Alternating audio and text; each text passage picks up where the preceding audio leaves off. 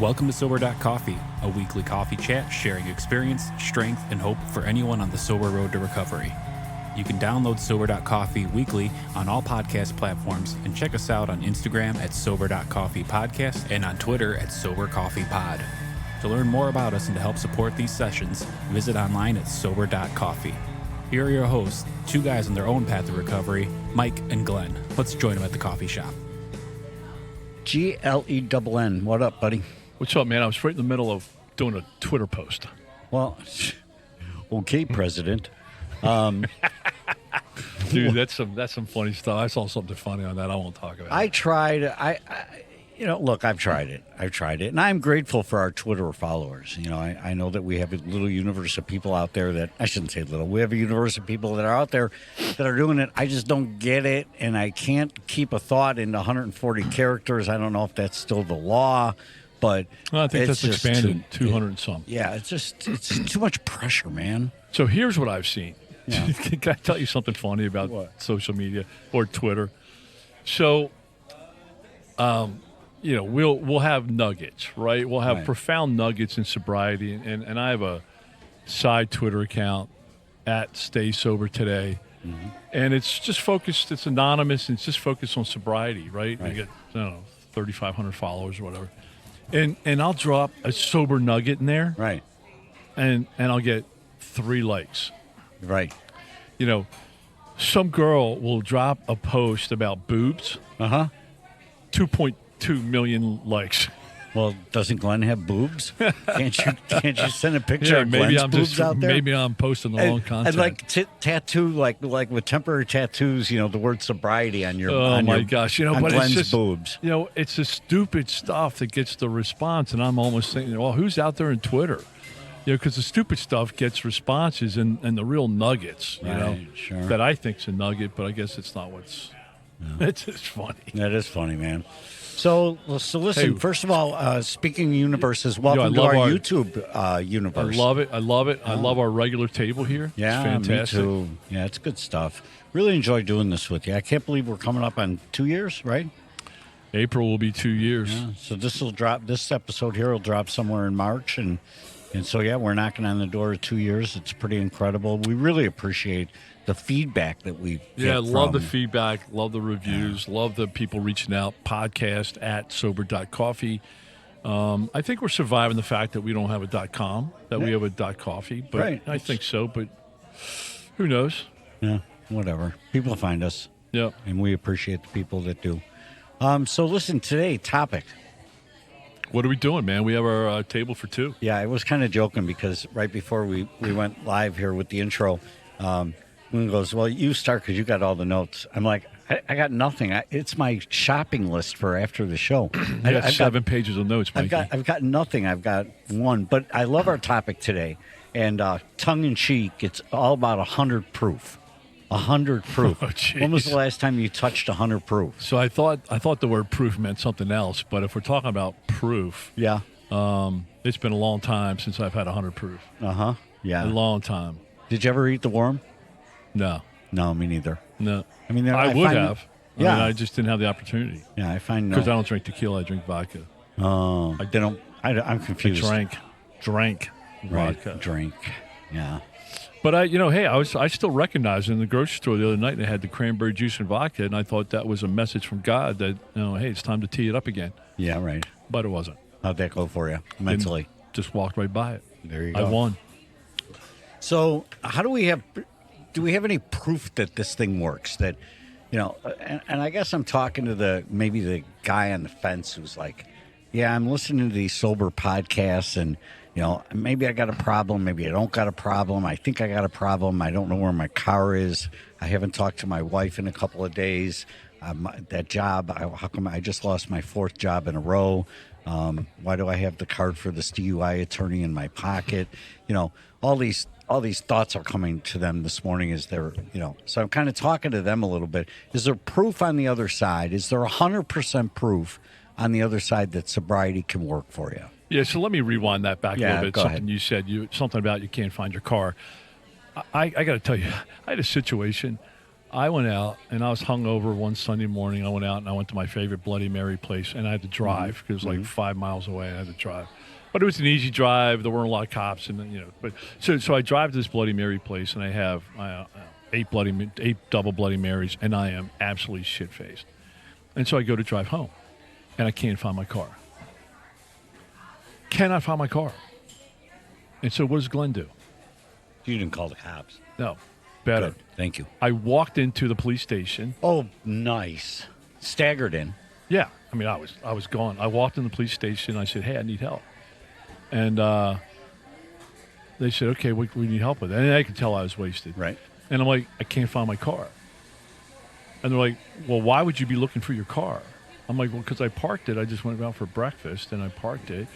And then they told me to sit down on a bench, and I can remember going up the window again, and I just remember saying, I need help. I need help stopping drinking. And they said, okay, go sit down on the bench. 2 hours later, the doors open, and my sponsor walks in. Oh, man. So I'm sorry, I got us off track here. Yeah, so proof, okay? So we're on this thing called social media, and there's a lot of people out there. There's a lot of noise, and we also hear it in the rooms. AA doesn't work. Mm-hmm. And for me and for you, I think I speak for you, but you got the mic, so chime in. But AA absolutely works. Right. And we had a guest recently by the name of Dr. John. Mm-hmm. And, I asked Dr. John straight out. I asked him, I said, what do you say to the people who claim AA doesn't work? Do you remember that question? Do you remember when I asked him? No, honestly. Yeah. And so his answer was, Glenn, very simple. They didn't fully surrender, and they didn't work the steps. Mm-hmm. So they came in, and they worked it half-assed. They didn't commit to it. They didn't surrender. They didn't really give it a shot. And they were working it with their will. They were working it their way when it was convenient. Or we've also had an episode called half-assed. Mm-hmm. I'm sorry, half measures. That's right. Half measures, also known as half-ass. Right. But, people work at half-ass, and then they're like, oh, my gosh, AA doesn't work. Mm-hmm. But what I can attest to, my story sitting here today, is I surrendered, and I have worked the AA 12 steps very diligently. They work. And I have so much proof. So I'm so glad we have this topic Was today. I a little emphatic about it? Was I a little passionate about that? Here's the thing. Just this week, I was talking with a young lady who has not consumed alcohol for over 12 months. Okay. Mm-hmm. Who religiously dials in to Zoom meetings. Mm-hmm. Who consistently talks to people in the program that she refers to as her sponsor. Mm-hmm. She does not feel sober. She does not feel like AA is working for her. She hasn't had a drink, but she doesn't feel the program is working for her because she hears in these rooms from the unicorns, rainbow, and whatever folks, and she's not feeling it. And she's saying, look, I'm not drinking, but I'm not living. And okay. I hear what you're saying, then you're not working the program right. She said exactly that. People are telling me I'm not working the program right. I'm trying my best to follow the book. She's very frustrated. How do I help her get to the point of calmness and centeredness and serenity that we find ourselves at this morning? Wow, that's a great case study. Okay, so I have a couple questions. Am I allowed to ask please questions? do. Okay. Has she worked the steps? Working. So 1, 2, 3, let's say. Okay. And she's diligently worked them with the book, with her sponsor. Yes. Okay. 1, 2, 3. Okay. 1, 2, 3. Yep. Perfect. Okay. now I have a comment or an observation or just a thought, and then I'm going to go back to the case study. So what I have learned from being on the sober path for a while and being in AA for a while, what I have learned is there's a lot of Facebook people in the program, especially early sobriety. When I say Facebook, here's what I mean. You put up all the sexy pictures, you put up all the sexy words, you put all the nice posts out there, but inside, it's not reality, right? So now, and we've heard, I think Dr. John even says that we had him on, and he's like, you're comparing your insides with somebody else's outsides, right? So if I'm sitting in a meeting looking at how I feel on the inside, because I know how I feel and I know what's going on inside my head, and I'm looking at somebody else with the unicorns and rainbows, that's what they want to show me. Right. And, I don't think it's lies. I think the plate of food, I think the vacation picture, I think those are truths. They're truths. But they're just particular about what they post on Facebook. They're not posting their bank statement. They're not posting their eviction notice. They're not posting their repossession notice. They're just posting, this nice plate of dinner. Sometimes it's flat out lies. Right. Okay. I have a buddy of mine I grew up with, and recently, he and his wife are like one of my favorite couples. They always post all the really cute, nice, sweet things on Facebook. And so I called him up one day. I'm like, man, I'm so proud of you guys. He goes, Glenn, you're out of your mind. I'm like, what do you mean I'm out of my mind? He goes, none of that's real. He goes, I haven't slept in the same bed with my wife for 15 years. She's a raging alcoholic, and he was too, but she's a raging alcoholic. And he goes, we're getting a divorce. I'm like, yeah, but just last week. He goes, that's all fake. Right? So even in meetings, I've watched people in meetings share stuff, share the rainbows, share the unicorns, and I know facts that are going in their life doesn't match up with what they're speaking. So that's the wrong thing to judge yourself against. So your counsel to our case study is, I don't know. See, the frustrating part for me is we started out this episode strong saying AA works. We know it does because it's worked for me and you. And why? How does it work? Rarely have we seen a person follow us, thoroughly followed our path. We're thoroughly following our path. We're reading the book verbatim per word, hanging on every word, not changing any word. And it's working for us. But I'll close you with this and let you retort here. But her thing is, look, maybe the program is written by 50-year-old white drunks, and you're two 50-year-old white drunks. It's working for you. It's not working for me. I'm not a 50-year-old white drunk, male drunk. All right. So again, I don't know.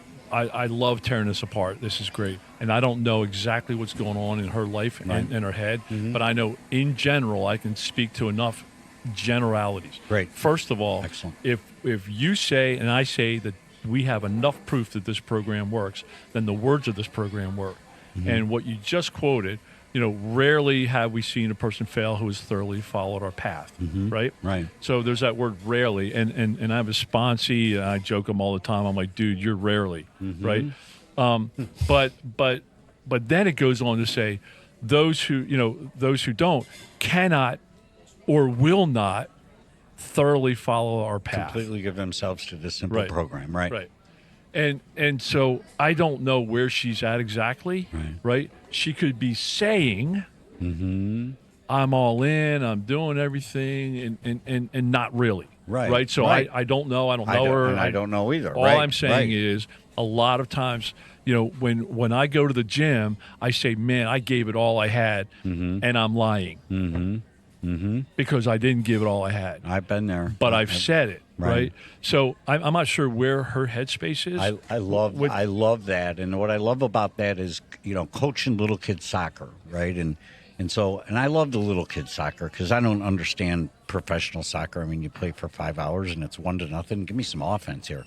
But get some results. Yeah, give me some results. But little kid soccer is great, right? Because you start out and they're just chasing the ball. All the whole field is wherever the ball is, right? But so when I'm coaching them to play their position and play it well. Leave it all out on the field. Don't come to me and say, well, I could have chased that ball a little harder now. Chase the ball as hard as you can when you're out there. That's what I think I just heard you say. Right. So here's another thing with our case study, is time. Right, because again, if you believe in the proof, if you believe in the program, you believe in the words of the program, the promises say, sometimes quickly, sometimes slowly. Right. So I don't know how much time you said a year, right? A year, right? Okay. A little over a year. So for me, and I was in steps probably 1 and 2, 3 for 3 years. And I know that because I hung around step 3 way too long. Because step 3 just says make a decision to turn your will and your life over to care of God as you understand Him. What I interpreted and why I spent so much time on step 3 was I wanted to figure it all out. And that's not what step 3 says. It only says make a decision. It doesn't say figure it out, does it? Right. No, it doesn't. Right. But so I spent 3 years. But I remember, and this is the solitude, or no, this wrong word. This is the whatever of how I got there. Is there was a guy in the room because I was a believer and I surrendered. There was a guy in the room, Jack Z, and he said, I prayed in the mirror for 18 months, and at the 18-month mark, I felt like there was somebody there that I was praying to. For 18 months, I was just praying to a mirror. Nothing happened. And at the 18 months, it just started to click. And so, I'm at the 18 month and I feel nothing. And I'm like, well, maybe it's 18 months for him. Maybe it's 20 for me. And it was around just after that that I started to feel a connection, right? So maybe she needs more time, right? But here's, you want proof? I'll give you proof. Because I've been in that seat and it didn't happen fast enough. I wanted it to happen more. And I looked and compared myself to others. And I'm like, well, their sobriety is a lot better than mine. Again, I have no idea what they're doing. I've thought people have good sobriety and they're drinking between meetings. So that shows you how much I knew, right? Because I'm judging against the wrong thing, Right. But what I know for a fact, for proof, if I left those meetings and went back to my way, I know where that would lead me. I'd be back to the spin the what detox am I in next game. Right. So that's a fact. Right. That's proof. Right. And the beauty is that in our case study, who's a real human being, is has the desire and is going through the motions, just has found herself at a point of not connecting with our message, which is AA works, work it. If it works if you work for it, Right. So but it is working for her. Right. Well, she's not drinking. She's right? not drinking. So that's at least progress. Right. So a couple things, again, the case study that I would say is change things up. Okay. Change things up. Go to different meetings. Maybe change a sponsor. Changing a sponsor that could have two totally different perspective on things that may click better for her than her current sponsor. I don't really believe in sponsor hopping. I think sponsor hopping is that a thing? Well, I just made it. Okay. But it reminds me of that girl I dated where she went to 7 therapists to hear finally what she wanted to hear. Oh, sure. Right? Yeah. And so there's people I know that change sponsors just because the sponsor's giving them some tough love and they don't want to hear what the sponsor says. So they're doing it their way. That's not surrender. They're doing it their way. So I would suggest, hey, change it up. Maybe do Love more. that. Maybe do more. Right. Maybe get into some service. Right? What I have found is service is fuel for progress in this program. Right? Get outside of your head and start helping somebody else out. Right? One of the best things that happened to me I was about 6 months sober, and things were clipping along well for me. It's again like our friend Dr. John said. Of course, it looks like rainbows and unicorns because I don't know. I'm not pissing myself anymore. I'm not losing my car. I'm not doing all those things. Right? Yeah, but if that's the standard. But if that was the standard at 6 months, Right. sure, my life. So I'm thinking, okay, I think I got this thing licked, right? And I'm in a meeting, and this fella, who nice enough fella, had made an announcement that said he had a seizure. He had about a year sober in the program, but he had a medical seizure, which allowed him not to be able to drive anymore. And he said, but we attended meetings it was my first 6 months. I went to meeting every morning at 7:00. And I says, Jimmy, I can pick you up. Okay. That committed me for the next year. Sandals? No. Oh. Committed me to the next year to picking him up at his condo every morning. That's awesome. And getting him to the club. I was doing service, but guess who the program was working for? It was working for me. Totally. I mean, I don't know that I would have went every day for a year had it not been for the commitment that I made to him to get him to the meeting, which was important to him. Does that make sense? Yeah, so I would say, back to the case study, I would say something stuck, right? I love it. Something stuck. I think I think if you have given a year in this program and really surrendered and given a year and opened your mind and did the readings and worked the steps and worked with your sponsor, I think to be stuck in mud at 1 year, I think maybe some change.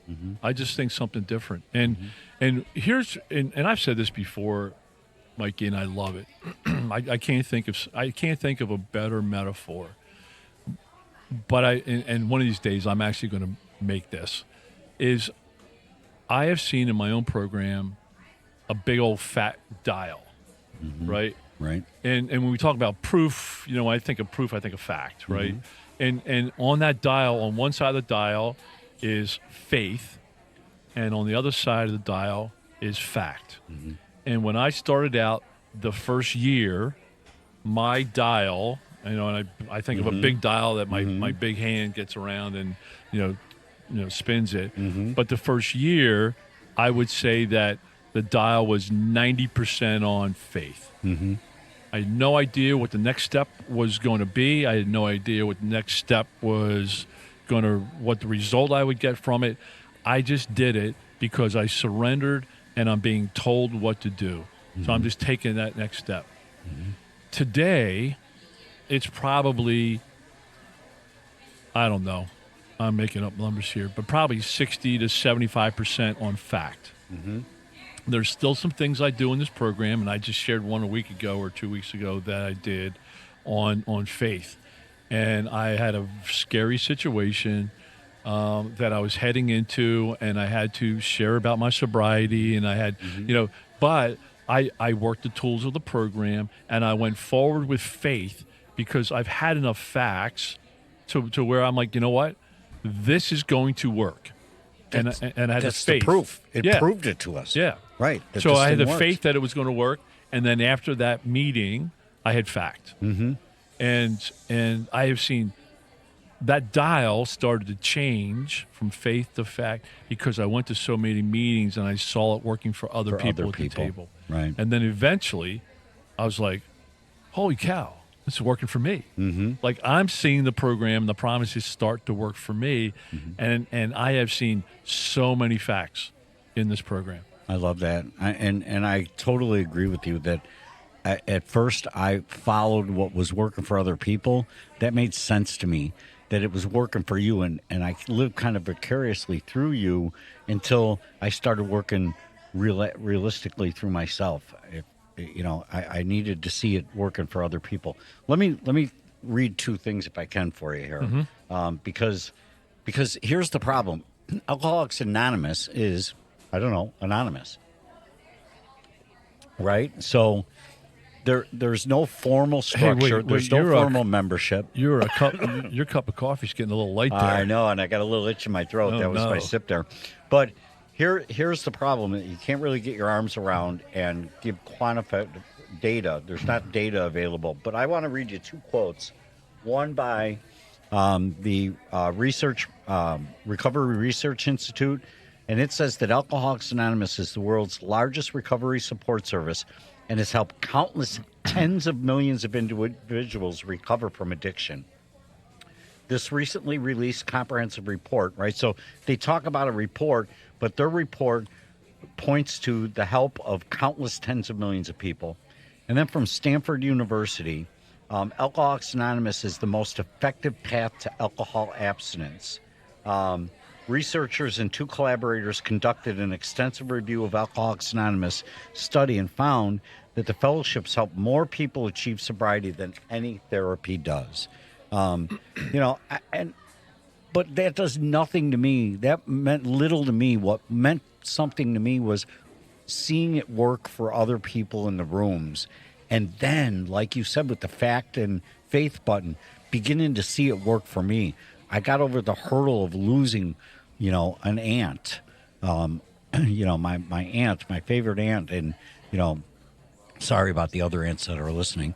But geez. I know, right? I just thought, boy. But anyway, I got over that with the tools of the program, and that allows me to have faith that I can get over the next death in my circle the same way. So, excuse me. I've seen enough proof. How about you? Yeah, so I have a question for you, but before I do that, I really believe that if AA doesn't work for you, I think that I just tripped all over myself. I think if AA doesn't work for you, I think you haven't surrendered, you got too much ego, you got too much self-will, you're still in the driver's seat, and I think that's a major issue. And so they always say, and I love this saying, when people give you the privilege of showing you exactly who they are, thank them for it. And so when people are out there and they say AA doesn't work, or they mock AA, and there's a ton of people on social media that do that, I know exactly where they're at in life. Mm-hmm. They are ego-driven. They are self-will driven. I have never seen AA not work for somebody that surrenders and truly, genuinely works the steps of AA. I haven't seen it not work. Mm-hmm. I only see it not work when people get in their own way. I love it. So before we go, and I know you want to land a plane, give me one area of your life where just your one concrete proof that this works in your life. Every day, just one. Every day, my eyes open up, and I look at the world that I have around me right now. When I do my quiet time in the morning and take inventory of what I've got going on in my life, that's proof, man, right in the deepest part of my soul that I'm on the right path. Did I answer your question? Love it. Mine are my two daughters. So clearly, my daughters wrote me off. And the fact that one, in 2022, I was father of the bride, and everything surrounding that, and the time I took my sponsor, everything around that event is 8 years of working, being embraced, being immersed, being surrendered and committed, and working this program delivered that result. And I have two daughters, and my other one, I was just out there in Santa Monica a couple months ago, and we spent 5 days together. That was the most meaningful, emotional. We went back to a place, the Candy Baron in Laguna Beach, where where I took her as a kid, and we just amazing connection. And for somebody to sit here and say AA doesn't work, right, the issue's not mine. Love it. Plenty of proof, man. Plenty of proof. Hey, I'm going to close out with If you jump in the pool, you will get wet. Yeah, that's right. Close out with a quick call out to our. If you got ideas about this topic, fire them into email. podcast@sober.coffee. podcast@sober.coffee. Love to hear from you, Glenn. Love hearing from you. Well, man, I love our favorite table. Love. Thanks for taking time in the coffee shop. Have a great one.